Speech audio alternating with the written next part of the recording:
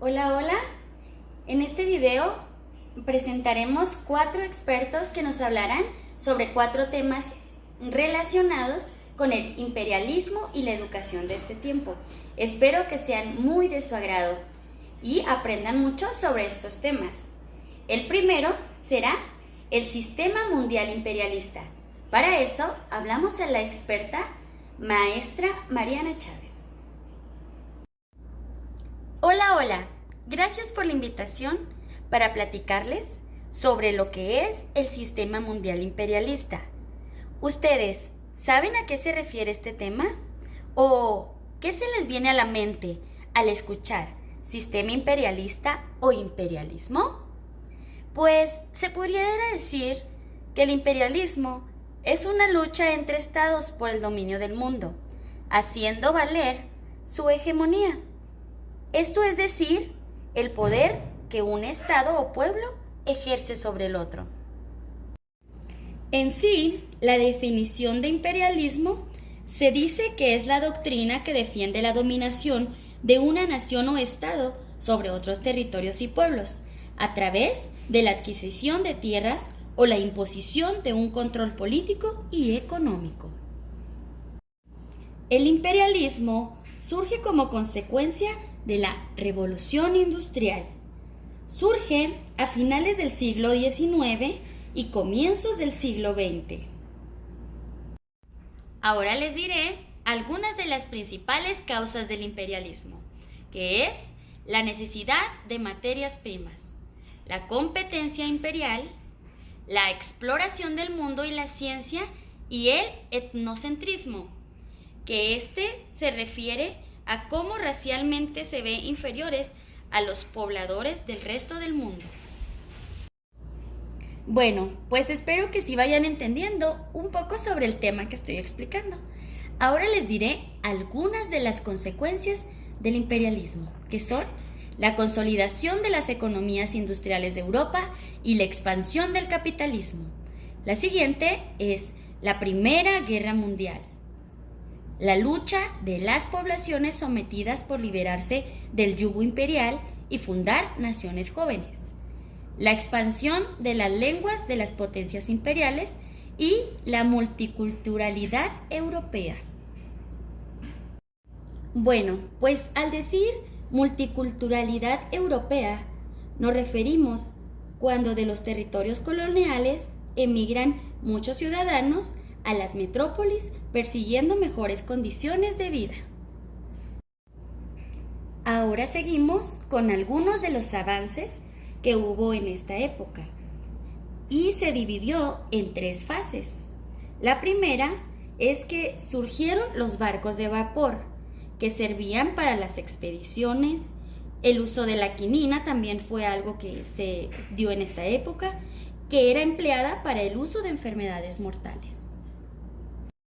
Bueno, pues en la segunda fase se comenzaron a utilizar los rifles de fuego, es decir, armas mejoradas como las ametralladoras.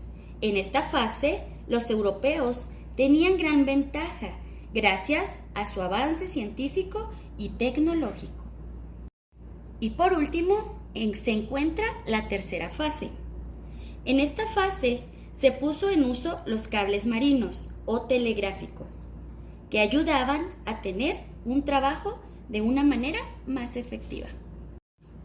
Bueno, ahora seguimos con otro subtema, que es el imperialismo como un sistema global.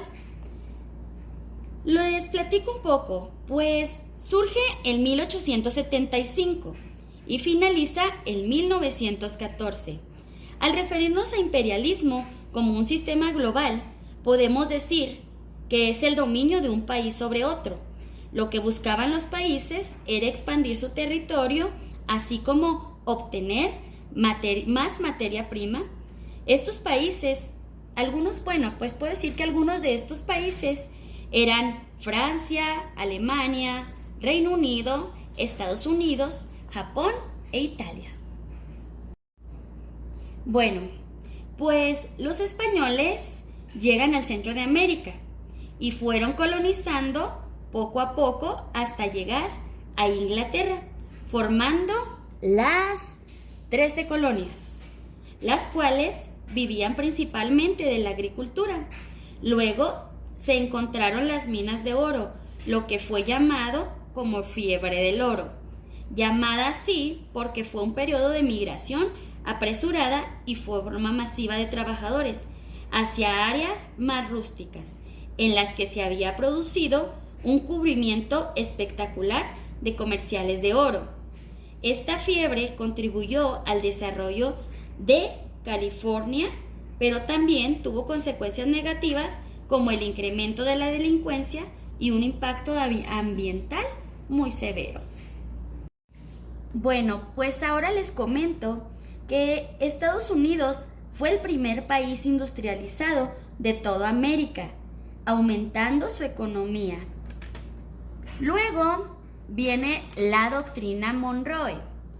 Esta doctrina, pues, fue una declaración elaborada en 1823 por John Quincy Adams, secretario del Estado del Gobierno de Estados Unidos, que sintetiza la frase América para los americanos, donde establecía que cualquier intervención de los europeos en América sería vista como un acto de agresión que requería la intervención de Estados Unidos de América. Bueno, pues ahora les diré algunas de las causas económicas en el imperialismo. Luego de la crisis de 1873, las grandes potencias pues necesitaban conseguir fuentes de materias primas para sus industrias y mercados, no regulados por medidas proteccionistas donde vender sus productos. También se buscaba invertir los excedentes de capital para poder obtener grandes ganancias. Bueno, pues resulta que debido al acelerado crecimiento de la población europea, en algunos países empezaron a escasear los recursos naturales, por lo cual las potencias industriales buscaron expandir sus territorios para obtener alimentos y establecer la población excedente. Bueno, pues en lo que se refiere a la educación, se dice que la educación escolar es un adoctrinamiento importante en la transmisión de cultura y conocimientos que contribuyen a la producción económica, a la estabilidad social y la generación de nuevos conocimientos.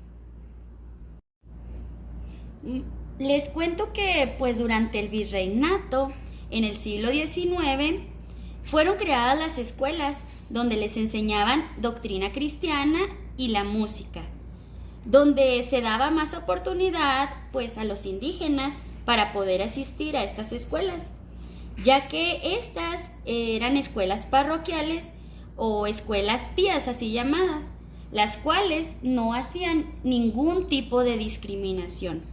También existían las escuelas amigas.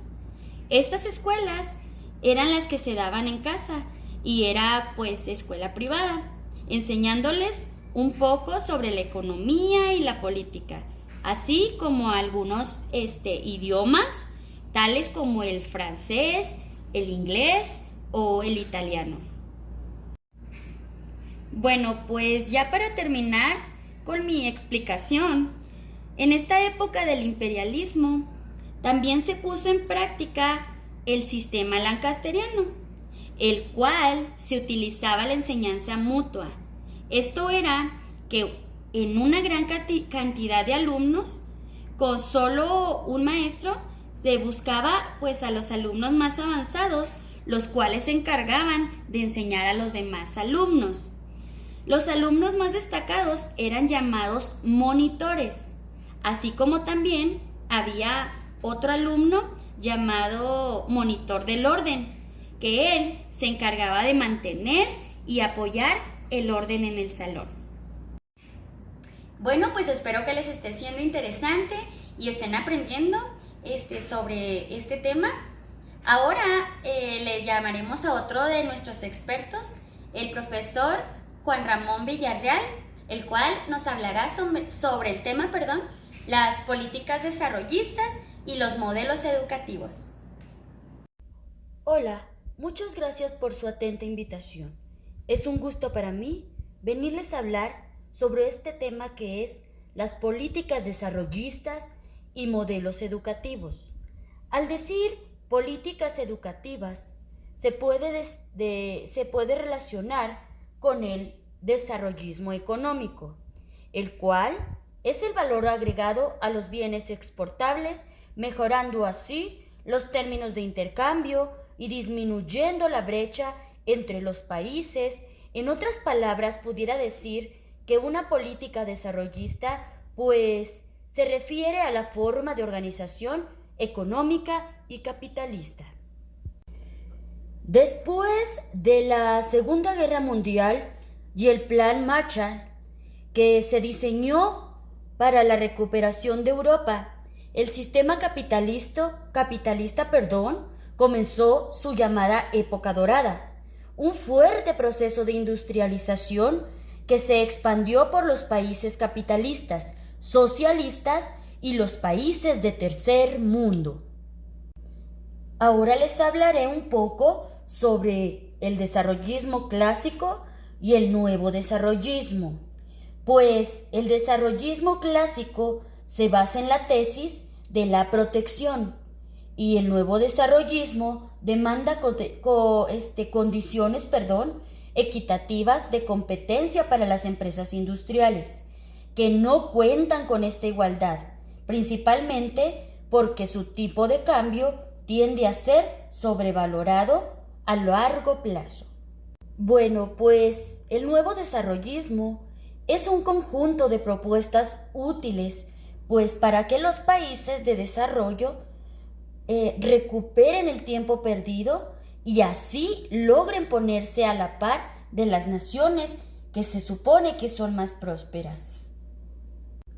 Prosigo mi explicación con nuestro siguiente tema, que es los modelos educativos.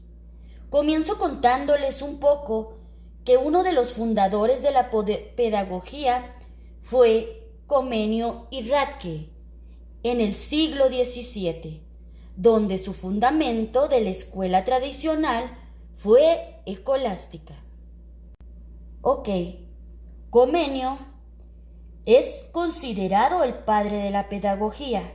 Aportó ideas educativas basándose en 3 métodos, los cuales eran comprender, retener y practicar, con la finalidad de mejorar la enseñanza del alumno.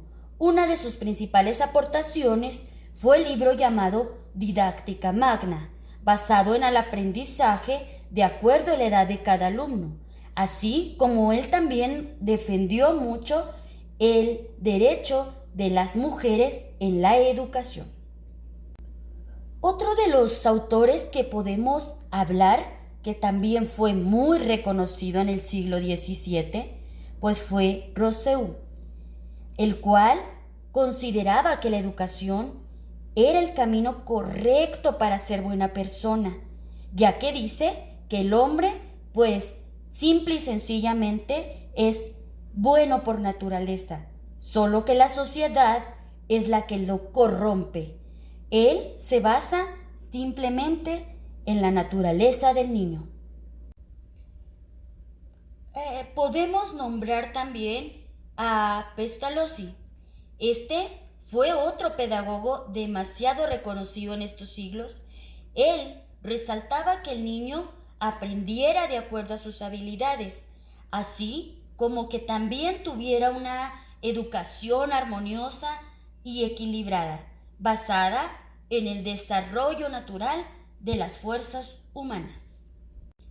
Otra de las cosas que puedo nombrar de este pedagogo es que también decía que la solución a la pobreza mejoraría bastante al tener una buena educación. Seguimos con nuestro siguiente tema. Se preguntarán, ¿cómo fue la educación en el siglo XIX? Pues la educación en México en este tiempo no hubo un sistema formal de enseñanza pública, por lo cual estaba a manos de asociaciones de beneficencia y academias particulares, nacionales o extranjeras. Para la mujer, pues se crearon materias específicas dentro de la educación también, pues las mujeres encontraban, aún más recluidas en sus hogares, dedicando a su familia o a las labores del hogar. El tamaño de las aulas de las clases y el material utilizado pues dependía del nivel económico de cada escuela. ¿Cómo fue la educación en el siglo XX? En esta época les pudiera contar que se describe al estudiante capaz de recopilar y seleccionar información que le brinde apoyo para comprender, donde el alumno complete el aprendizaje, haciéndose propiamente responsable de sus logros o fallas, teniendo siempre una actitud de mejoría constante. Ahora les hablaré de los 3 modelos educativos. El primero es el modelo humanista. Este modelo considera al alumno como un ser con iniciativa, con necesidades de gran crecimiento y potencia para desarrollar y solucionar sus propios problemas. Nuestro siguiente modelo es el modelo cognitivista. Este modelo se interesa por la forma en que la mente humana piensa y aprende, basado pues principalmente en la experiencia y el procesamiento de información. Seguimos con lo que es el modelo conductista. Este modelo se centra en la conducta observable del alumno, basado en un estímulo y respuesta. Por último, les hablaré un poco sobre los modelos educativos del siglo XXI. En cada gobierno va cambiando la forma de mejorar o cambiar la educación, implementando nuevos modelos. Algunos de estos son, por ejemplo, en el gobierno de Felipe Calderón, lo que se quería mejorar era que la educación tuviera una formación integral, impulsada de valores democráticos, cívicos, así como el cuidado del medio ambiente, lo deportivo, lo artístico y que se tuviera mayor gusto por la lectura. En este gobierno se pusieron en práctica exámenes tales como son Enlace, PISA, TALIS, que eran exámenes aplicados a docentes.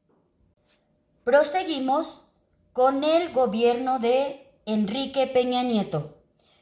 En este gobierno, lo que se quería, era motivar a las personas para que tuvieran mayor desarrollo personal, laboral y familiar, así como que continuaran con su formación académica y profesional.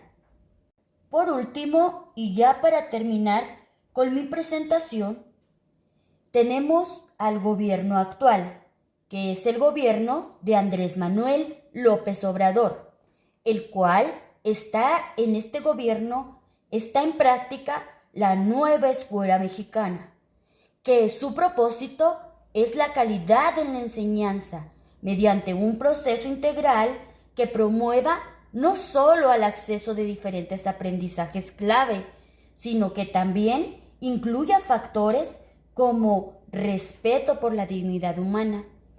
Bueno, pues hasta aquí es todo de mi parte. Como les dije, agradezco que me hayan invitado y espero que hayan aprendido todo. Gracias por su atención. Bueno, pues damos las gracias al maestro por su atenta y muy buena participación y le damos la bienvenida a la licenciada Natalia Rivera, la cual nos hablará sobre nuestro siguiente tema, que es la globalización neoliberal, políticas y modelos educativos de los organismos internacionales. Gracias por haberme invitado.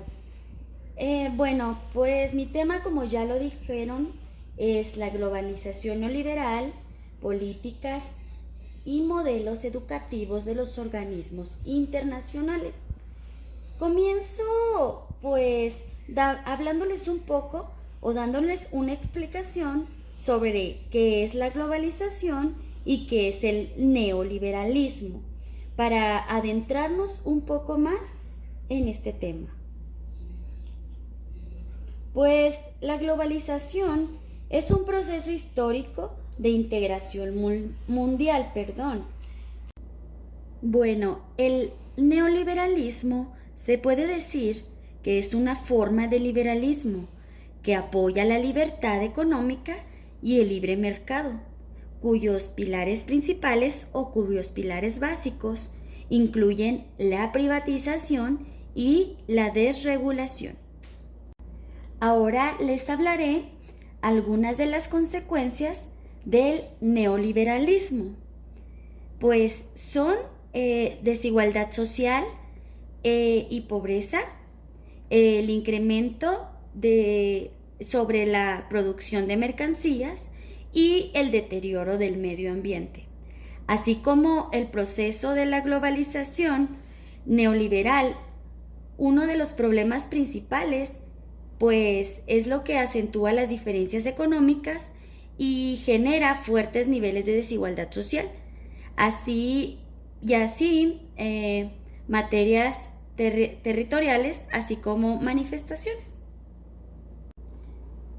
La aplicación de políticas neoliberales provoca un aumento en las desigualdades sociales y de la pobreza.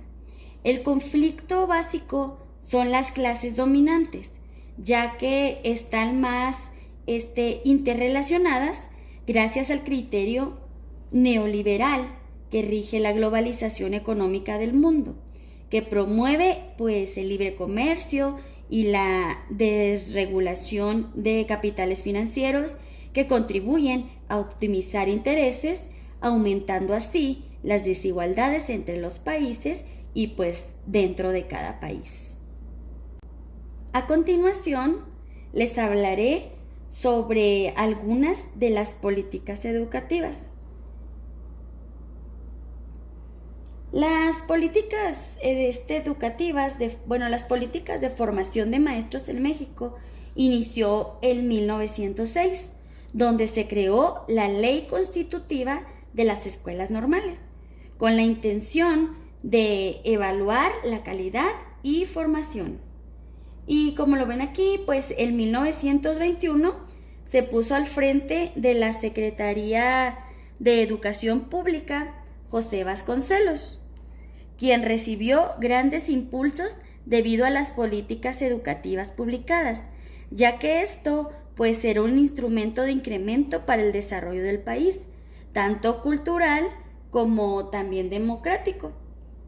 Él también promovió la enseñanza del civismo, impulsó la creación de escuelas técnicas y agrícolas, así como dignificó la lengua indígena. Bueno, pues en 1978 se creó la política de formación de maestros, que se enfoca en la alfabetización y la educación rural. Estas políticas podemos decir que son una reforma laboral que va en contra de los derechos de los profesores, aunque pues por otra parte también existen artículos que dicen pues que sirve para mejorar y formar docentes de bien.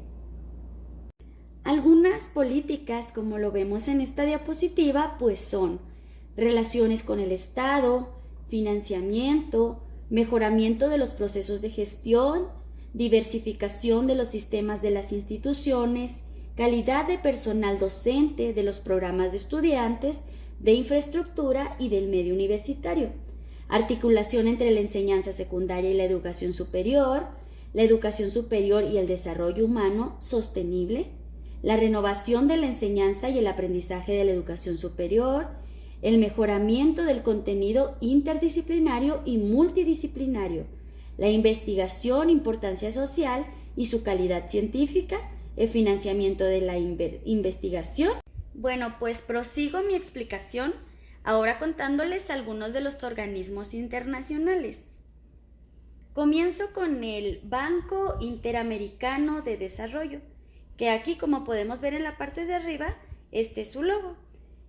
Este surge en 1959. Es una principal organización de financiamiento económico en Latinoamérica. Su política social para la igualdad y la productividad destaca la importancia de la educación, pues como un motor para abordar los problemas específicos de cada nación. Este también pues considera las instituciones educativas como fuente de modernización, avances científicos y productividad económica y tecnológica. También promueve la ampliación de la cobertura en los niveles de preescolar y secundaria.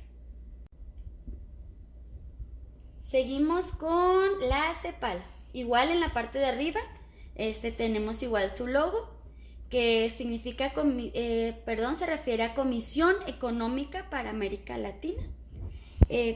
Considera la educación como un eslabón que contribuye a conciliar el crecimiento, la equidad y la participación de la sociedad. Sus objetivos definen la educación como un ente, puede decir, de competitividad y modernización de la sociedad. Sus propuestas pues plantean un fortalecimiento de la relación entre el sector educativo y el productivo, que garantice la formación de personas con habilidades y destrezas para el buen desempeño del trabajo. También pues busca impulsar la autonomía de las instituciones educativas y su capacidad de gestión. Y por último, pues busca disminuir la dependencia económica de las instituciones frente al Estado, restando responsabilidad a los entes gubernamentales y colocando el peso de la administración y financiación de las instituciones educativas. Nuestra siguiente organización es el Banco Mundial. El Banco Mundial pues representa una de las principales agencias de financiamiento en materia educativa. Tuvo su origen en 1944, convocada por los líderes de Inglaterra y Estados Unidos.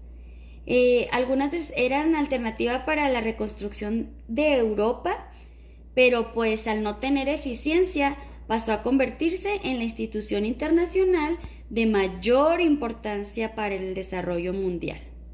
Se destaca por funcionar como un importante organismo de financiación para los países en desarrollo y también pues considera la educación como un factor clave para lograr sus objetivos desde la perspectiva que permite impulsar el crecimiento económico de un país. Nuestra siguiente organización es la OCDE, pues su propósito central es la reconstrucción de las economías europeas en el periodo posterior a la Segunda Guerra Mundial. Se destaca la preocupación por el crecimiento económico, la expansión de los negocios mundiales y multilaterales. Propone como dos aspectos fundamentales que son pues la integración social y productiva de los individuos, así como también la flexibilidad del conjunto de educación superior para adecuarlo mejor a las necesidades productivas. Otra de las cosas importantes pues es que garantiza que los estudiantes comprendan sus necesidades de aprendizaje y que tengan la oportunidad y los medios para elegir trayectorias que les ayuden a desarrollarlas. Como última organización, pues tenemos lo que es la UNESCO. Bueno, esta se funda como el órgano de las Naciones Unidas para la Educación, la Ciencia y la Cultura, que fue en el año de 1945, con su propósito de contribuir a la paz y a la seguridad, promoviendo la colaboración entre las naciones a través de la educación, como ya lo dijimos, la ciencia y la cultura. Se preocupa por ser un fuente de conocimiento especializado en temas de liderazgo intelectual, innovaciones, estándares y directrices claves de la educación, como también la formulación de nuevas reformas y políticas educativas. Como último, podemos decir que promueve el intercambio de información sobre la implementación de prácticas educativas exitosas. Hasta aquí pues fue todo por mi parte. Espero que sí se les haya quedado grabado un poco de esta información y nos vemos a la próxima. Por último, para terminar con esta gran presentación, tenemos pues un invitado especial, el cual está pues muy interesado en este tema y sigue capacitándose constantemente. Damos la bienvenida a esta presentación al señor Rigoberto de la Rosa. Hola, me siento pues la verdad muy orgulloso de estar en estas presentaciones de temas de mucho interés. Para mí todos son de interés, pero lo que es desigualdad social en América Latina, me parece muy interesante. Pues puedo comenzar diciéndoles lo que se refiere a desigualdad social y lo que se refiere a desigualdad educativa, para que así nos adentremos más en el tema. Bueno, pues al decir desigualdad social, esta se produce cuando una persona recibe un trato diferente como consecuencia de su posición social. Pudiera ser también su situación económica, la religión que profesa, su género, su cultura, o sí, pues puede decir la cultura a la que proviene, o sus preferencias sexuales incluso, entre otras más. Ok, pues la desigualdad educativa es la disparidad entre los recursos académicos en la sociedad actual. Este problema se relaciona con varios factores. También puede ser como el financiamiento económico, educadores calificados y uso de la tecnología incluso, así como la información y también la comunicación. Bueno, pues nuestro primer subtema es la desigualdad social y educativa en la Nueva España. Esta se refleja en la distribución de diferentes grupos sociales que se estableció en el virreinato. La base de esta desigualdad fue el origen de los ciudadanos. En la cúspide se encontraban los españoles peninsulares y por debajo de ellos estaban los criollos, que crecían en gran número. En la base de la pirámide social se encontraban también los indígenas y los negros esclavizados. Los mestizos se situaban entre criollos e indígenas, aunque ciertamente en los escaños inferiores.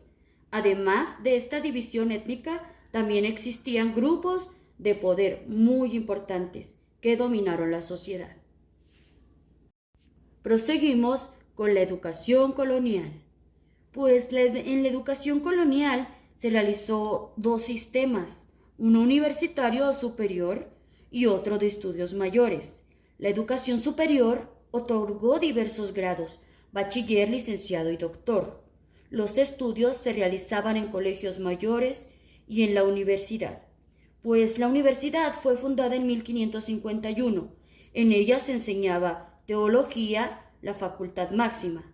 Proseguía la enseñanza de derecho, canónico o eclesiástico, y el derecho civil o leyes, En un escalón inferior se situaba la facultad de artes. Los colegios mayores que destacaron en esta época fueron, pues, el Colegio Mayor de Todos los Santos, que fue fundado en 1573, el Real Colegio y Seminario de San Ildefonso en 1572 y el Real Pontificio Seminario Tridentino, en 1590. Además sobresalieron los colegios mayores como los de Valladolid, Monterrey y Durango. Los alumnos practicaban diversas disciplinas bajo el cuidado de un maestro especial.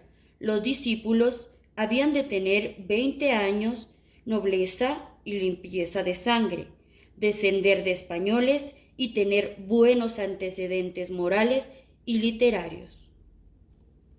Los oficios eran aprendidos en la práctica y eran realizados por las castas, puesto que los peninsulares y los criollos estudiaban en la universidad.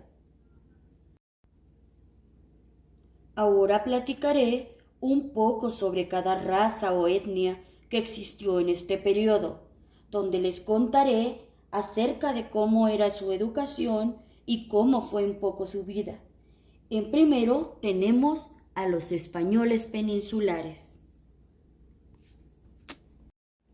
Llamamos españoles peninsulares a aquellas personas nacidas en la España peninsular, que se marchaban a las colonias americanas, ya fuera porque se les había dado cargos en la zona o porque buscaban una mejor vida en el llamado Nuevo Mundo. Los oficios eran aprendidos en la práctica y eran realizadas por las castas, puesto que los peninsulares y los criollos, estudiaban en la universidad. Ellos se encontraban dentro de los más favorecidos. Nuestro siguiente son los criollos. Estos son nacidos en América, pero de familias españolas. Ellos comienzan a crecer mucho en número, pero siguen sin poder optar a los puestos de gran poder. Su situación económica pues mejora mucho durante los siglos XVII y XVIII, dado que comenzaron a ser dueños de muchas haciendas. También pues formaban parte de las élites de la sociedad que concentraban poder, riqueza y prestigio, y que utilizaban mano de obra forzosa en la figura de los indígenas, que pasaron a ser sus esclavos. Los criollos eran además respetados por los indígenas mestizos y mulatos, que convivían con ellos, pero estaban considerados pues como castas inferiores. Tenían el deseo de defender los intereses del territorio americano frente a las ambiciones de las metrópolis europeas. Con el paso del tiempo, algunos criollos comenzaron a desarrollar intereses contradictorios con los de sus ancestros europeos, que habían venido de América pues a ganar fama y riquezas. Nuestro siguiente pues son los mestizos o castas. A lo largo del periodo colonial, las élites de Hispanoamérica, ya fuesen los españoles o los criollos, llamaban mestizos a quienes eran descendientes de españoles e indígenas y consideraban a esas personas como miembros de una sociedad, a pesar de llenar las calles y las plazas de los pueblos. Pues se puede decir que en general los mestizos eran marginales, hombres sin hogar, hijos naturales abandonados a su suerte, sin posibilidad de alguna educación, a lo mejor tampoco tenían un trabajo seguro, también estaban esperanzados siempre a conseguir un trabajo agrícola de temporada. Seguimos con los indígenas. Se preguntarán, pues, ¿qué significa la palabra indígena? Indígena es aquel que pertenece a un pueblo originario de una región o un territorio donde su familia, cultura y vivencia son nativas del lugar donde nacieron y éstas han sido transmitidas a varias generaciones. La palabra indígena proviene de indio, se emplea en ámbitos académicos y cotidianos para referirse sobre todo a los pueblos amerindios, a aquellas culturas mesoamericanas y andinas que disponían de una organización política o social previa a la colonización. Estos pueblos llegaron a mezclarse con algunos españoles, mas no a una suficiente magnitud como para que su linaje pues, se diluyera completamente. Se puede comentar o decir pues que los indígenas se encontraban dentro de los más desfavorecidos. En la educación, los niños indígenas no nobles se les enseñaba en los patios de las iglesias, acondicionados para tales tareas. A las mujeres pues se les estaba enfocado en las labores del hogar y las domésticas. Los frailes, los franciscanos, los dominicos y agustinos, ellos organizaron parroquias de indios donde se les evangelizaba y se les enseñaba. Estas parroquias eran llamadas doctrinas. Nuestro último tema, pues, es el racismo.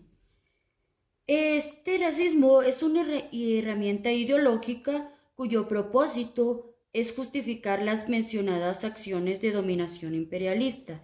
Tiene su origen, como hemos mencionado, en el proceso de colonización mundial. Si se considera que un pueblo es inferior, está justificado invadirlo, expoliar todas sus riquezas y cometer todo tipo de atrocidades en su territorio.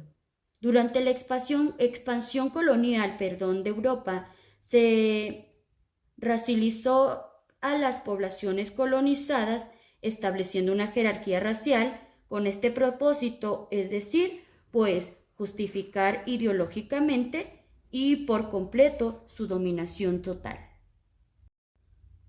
Agradezco que hayan puesto mucha atención, esperando que les sea y les haya servido a ustedes. Agradecemos a todos nuestros invitados por su valiosa participación. Espero que a todos ustedes les sirva también toda esta información tan grandiosa que cada uno de ellos nos dieron. Gracias por su atención.